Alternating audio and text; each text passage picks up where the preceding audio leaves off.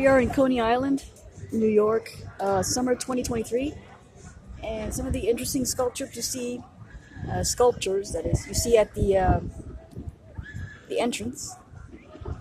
This is near the Tom's Coney Island and the I think it's called this Salt and Grill area. Looks like some kind of crustacean.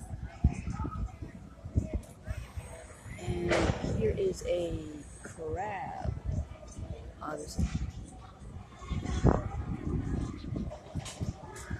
This you'll find right here in Coney Island.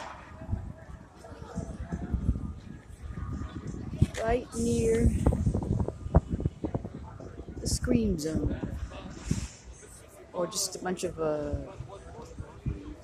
area. Looks great. They look like they rebuilt it so you have more shade than not.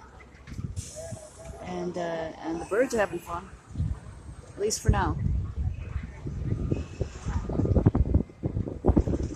Sunny day here in Coney Island, New York. It looks like the sky is still blue.